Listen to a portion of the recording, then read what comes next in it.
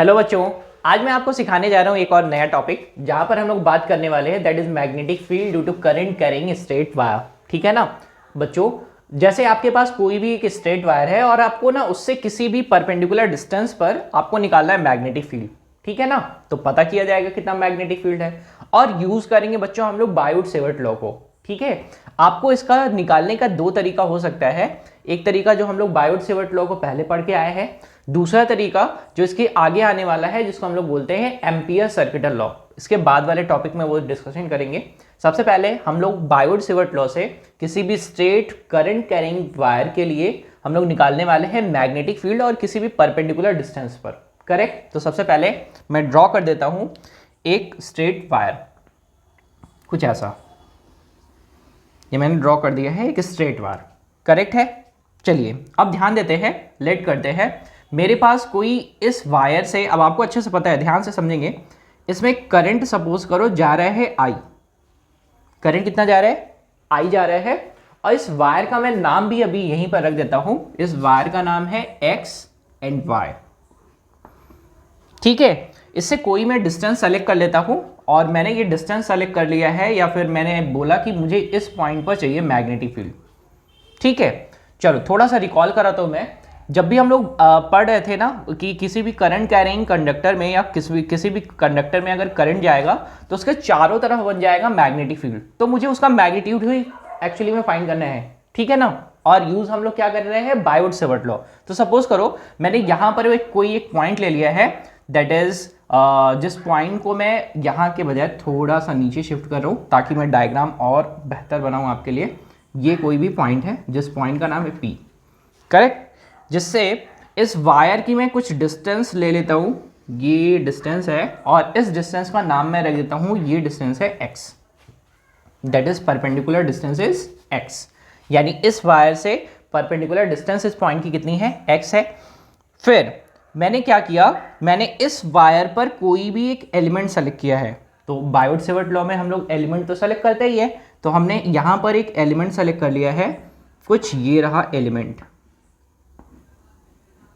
ठीक है, अब देखो जरा ध्यान से, करंट किधर जा रहा है, ऊपर की तरफ जा रहा है, तो इसका डायरेक्शन किधर होगा करंट एलिमेंट का, दैट इज ऊपर की तरफ।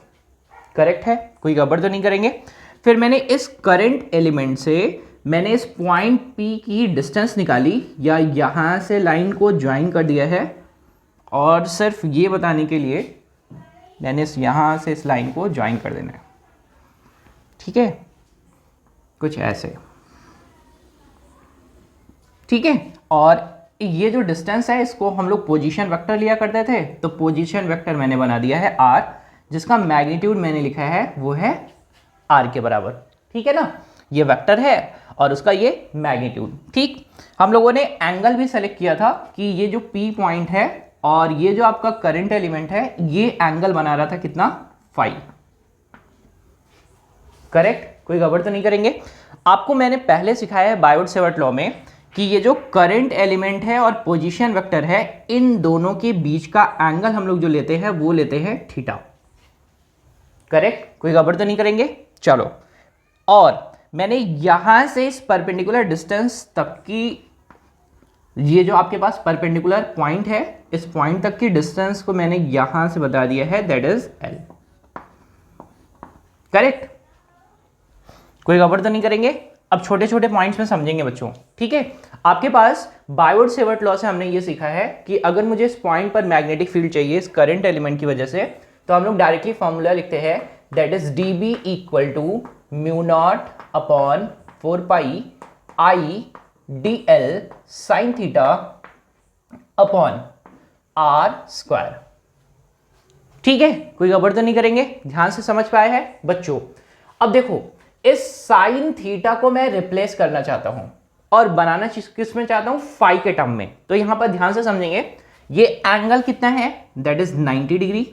तो अगर मैं ये बोलूं दैट इज ये थीटा प्लस फाई मिलकर किसके बराबर हो जाएगा, 90 डिग्री के बराबर। तो मैं यहां पर लिख रहा हूं, दैट इज यहां पर point number 1, that is theta plus phi बराबर 90 डिग्री।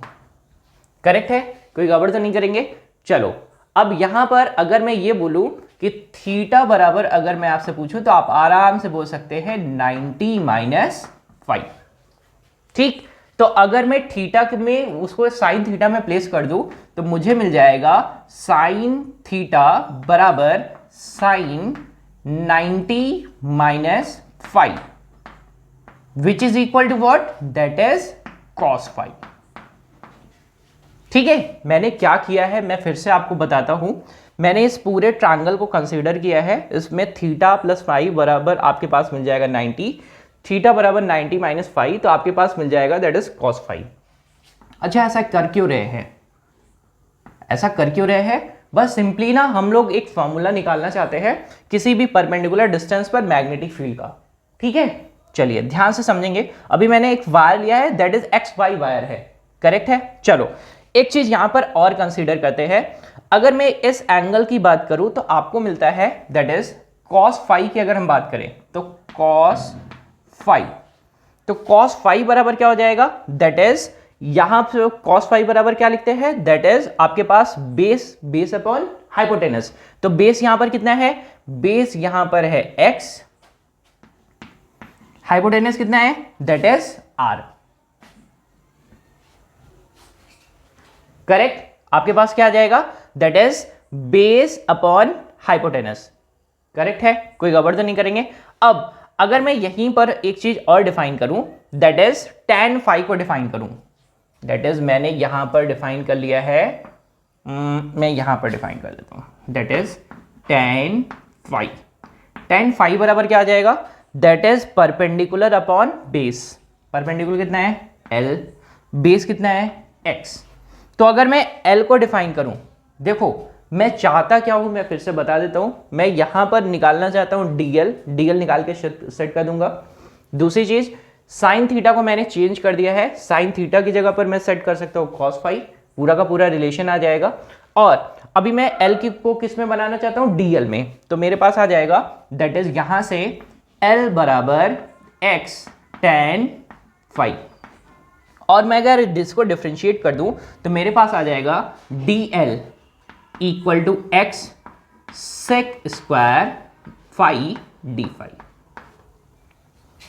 करेक्ट, कोई गड़बड़ तो नहीं करेंगे। मैंने क्या क्या चेंज कर दिया है, दैट इज dl की जगह पर मुझे शिफ्ट करना है कितना, that is x sec square phi d phi. और मुझे यहां पर थीटा की जगह पर मैंने सेट किया था 90 माइनस 5, तो मैं यहां पर cos फाई सेट कर दूंगा। करेक्ट है, कोई गड़बड़ तो नहीं करेंगे। मैंने ये रिलेशन एस्टैब्लिश किया है r को रिप्लेस करने के लिए, तो अगर मैं r को रिप्लेस कर रहा हूं यहां से तो मेरे पास क्या मिल जाएगा, दैट इज r को मैं रिप्लेस कर रहा हूं यहां से, तो मेरे पास r बराबर हो जाएगा x अपॉन cos फाई।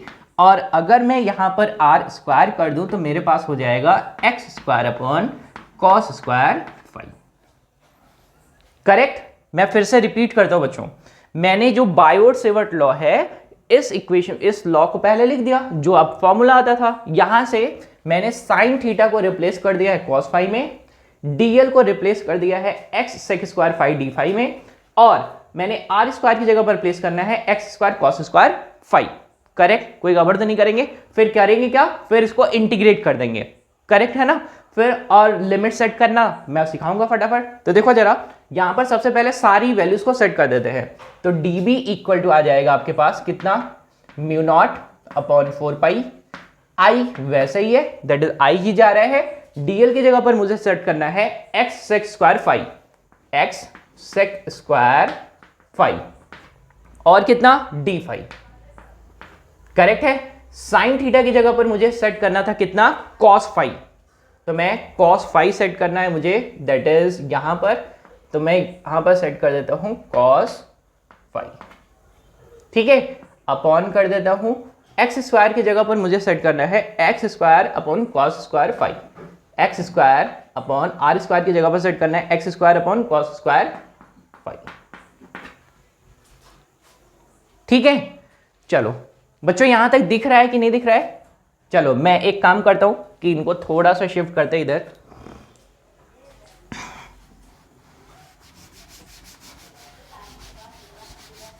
थोड़ा सा शिफ्ट कर देते हैं इधर।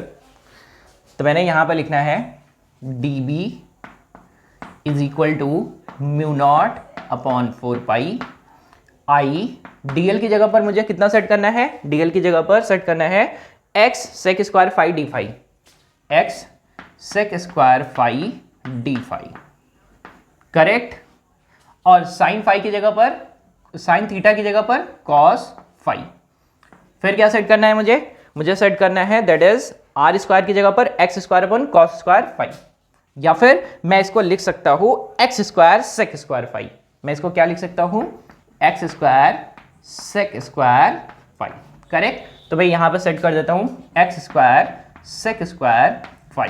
जो कटने वाला है काट दीजिए, जो बचने वाला है बचा लिया जाएगा। सेक स्क्वायर फाई से कट जाएगा, एक एक्स से भी कट जाएगा, बचेगा सिर्फ एक एक्स, वो भी नीचे की तरफ। तो मेरे पास आ जाएगा db is equal to mu naught upon 4 pi I, क्या बचेगा कॉस फाई, और क्या बचेगा डी फाई अपॉन कितना x। जहां पर x क्या है बच्चों, दैट परपेंडिकुलर डिस्टेंस, कहां से, वायर से परपेंडिकुलर डिस्टेंस, कहां पर, जिस पॉइंट पर मुझे मैग्नेटिक फील्ड चाहिए। कौन सा पॉइंट है, p पॉइंट। अब करते क्या बच्चों, अब मुझे ना इस पूरे वायर की वजह से चाहिए। अभी मेरे को क्या मिल गया है, सिर्फ और सिर्फ इस एलिमेंट की वजह से। तो अगर मैं पूरे वायर की वजह से चाहता हूं तो वायर का सबसे पहले मैं ये डिफाइन करूं कि वायर कितना बड़ा है, फाइनाइट वायर है या इनफाइनाइट वायर है। तो बच्चों हम लोग डिफरेंट केस पढ़ते हैं। अभी यहां पर जो वायर हम लोग ट्रीट कर रहे हैं वहां पर तो मैंने एक्स वाई बोल दिया था। अब सपोज करो कि ये वायर जो है ना वो इनफाइनाइट है। इनफाइनाइट होने का मतलब दैट इज ये प्लस इंफिनिटी इधर है और माइनस इंफिनिटी इधर है, करेक्ट। कोई गड़बड़ तो नहीं करेंगे। तो अगर मैं ये बोलूं कि ये यहां से लेकर यहां तक का जो एंगल आपको मिल रहा है, यानी वायर को अगर मैं ट्रीट कर रहा हूं तो ये कितना यहां से जा रहा है, यहां से जा रहा है कुछ इधर की तरफ, और इस एंगल को मैं टोटल एंगल को बोल रहा हूं कि कितना चल रहा है वो φ2, करेक्ट है। कोई गड़बड़ तो नहीं करेंगे। और मैंने यहां से इसको ज्वाइन कर दिया है, तो मैं इसको यहां से ज्वाइन कर देता हूं कुछ ऐसे, और यहां से मैंने ये एंगल बोला कि ये है टोटल कितना φ1, यानी ये एंगल फाई तो वेरी कर रहा है ना, फाई वेरी कर रहा है, कैसे वेरी कर रहा है, यहां से जब ऊपर की तरफ जा रहे टोटल दैट इज φ2, यहां से जब नीचे की तरफ टोटल आ रहे कितना φ1। बच्चों यहां पे ध्यान दीजिएगा, अगर वायर इनफाइनाइट है मेरे पास तो यहां पर इनफाइनाइट के लिए कितना ट्रीट करेंगे, दैट इज 90 डिग्री, और ये भी अगर इनफाइनाइट हो जाए पूरा का पूरा तो कितना ट्रीट करेंगे 90 डिग्री। तो first target is to derive the formula. पहला टारगेट क्या है हमारा, फॉर्मूला डिराइव करना। तो यानी यहां पर अगर मैं फाई की लिमिट पूछूं तो ये फाई का लिमिट कहां से कहां तक है, यहां से लेकर पूरा टोटल यहां तक, और यहां से लेकर पूरा टोटल यहां तक। यानी मैं यहां पर ये बता सकता हूं दैट इज यहां तक कहां तक जा रहा है -φ1, यहां पर मैं निगेटिव ले रहा हूं, यहां पर ले रहा हूं पॉजिटिव, यानी -φ1 से लेकर φ2 तक। तो इसको हम लोग क्या करेंगे, इंटीग्रेट कर देंगे। तो इसको अगर मैं ऐसा लिखूं इंटीग्रेटिंग, अगर मैं इसको इंटीग्रेट कर रहा हूं कहां से कहां तक, -φ1 से लेकर कहां तक φ2 तक इंटीग्रेट कर दिया जाए। तो जो कांस्टेंट है पहले उनको बाहर कर देते हैं, जो बचे रहेंगे उनको इंटीग्रेट कर दिया जाएगा। तो dB इक्वल टू आ जाएगा म्यू नॉट अपॉन 4 पाई, और मैं यहां पर इंटीग्रेशन सिंबल भी लगा रहा हूं, तो मैं इनको हटा रहा हूं बच्चों।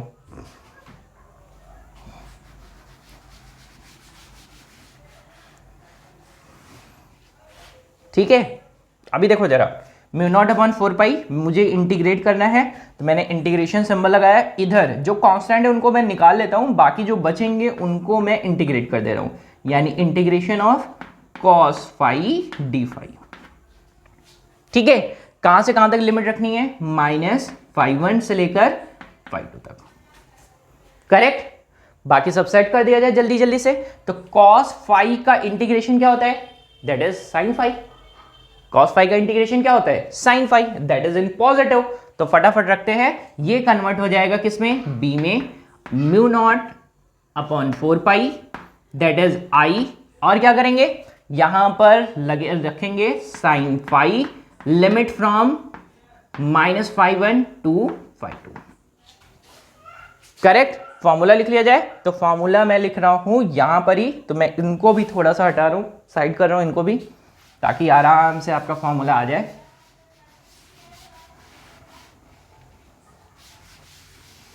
देखिए, तो अगर मैं फॉर्मूला लिखूं तो फॉर्मूला क्या आ गया आपके पास, B equal to mu naught upon 4 pi I, और क्या बचेगा यहाँ पर x भी है आपके पास, x that is perpendicular distance, और यहाँ पर आपके पास आ जाएगा अपर लिमिट यानी sine phi two minus lower limit, और माइनस करेंगे तो प्लस हो जाएगा, that is plus sine phi.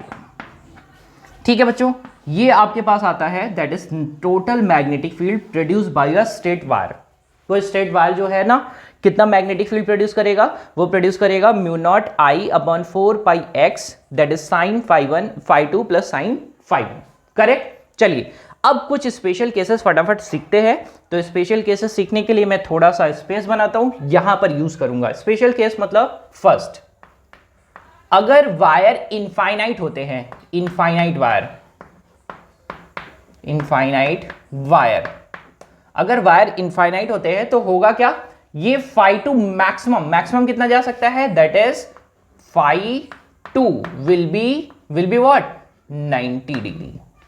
ये कितना हो जाएगा, ये घूमते हुए कहां तक आ जाएगा, यहां तक। बहुत बड़े वायर है इनफाइनाइट वायर, और फाई 1 भी क्या हो जाएगा, जाते जाते 90 डिग्री, तो फाई 1 भी कितना हो जाएगा, 90 डिग्री।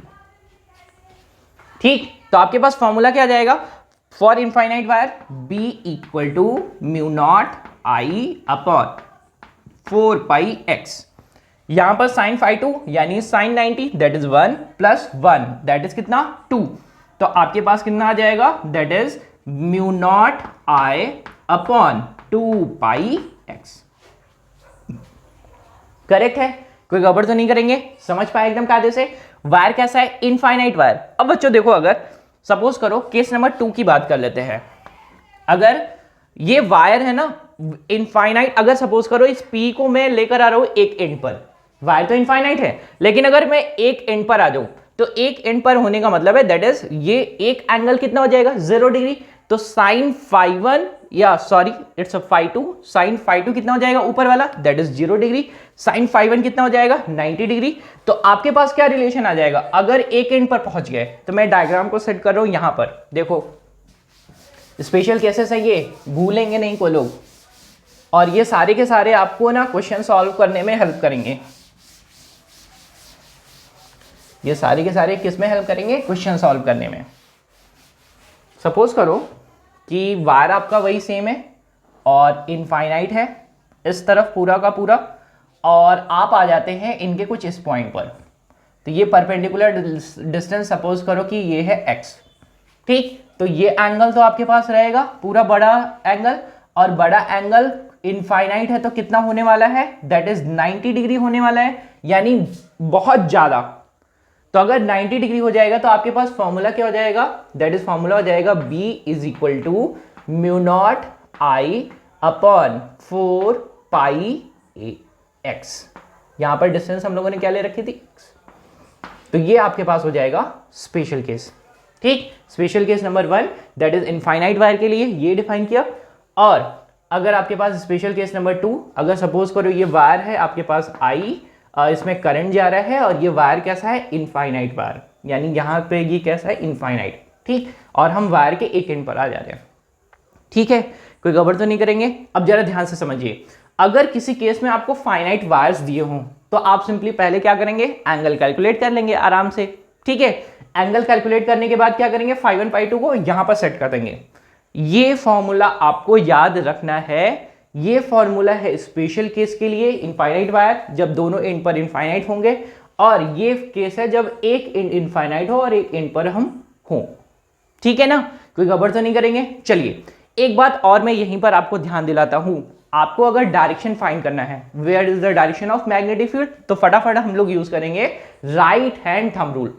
बस वही सेम सिंपल, यानी करंट कैरिंग एलिमेंट है, देखो करंट किधर जा रहा है, ऊपर की तरफ। तो इस पॉइंट पर मुझे मैग्नेटिक फील्ड निकालना है, तो क्या करूंगा, करंट की डायरेक्शन में अपने किसको रखना है, थंब को, और फिंगर को कर्ल कर दूंगा। तो करंट यहां पर फील्ड का डायरेक्शन कैसा, इनवर्ड। बस एकदम इजी। यहां पर मुझे मैग्नेटिक फील्ड निकालना है, P पॉइंट पर करंट ऊपर की तरफ जा रहा है, थंब रखा, फिंगर को कर्ल किया, करंट कैसा, फील्ड कैसा, इनवर्ड। बस इजी था एकदम। ठीक है, तो बच्चों मैं उम्मीद करता हूँ आपको ये स्ट्रेट वायर का करंट कैरिंग स्ट्रेट वायर की वजह से आपको मैग्नेटिक फील्ड निकालना आया है। ठीक है, अगर फिर भी आपको अगर ऐसा लगता है कि नहीं आ रहा है तो प्लीज़ बताएंगे। थैंक यू बच्चों।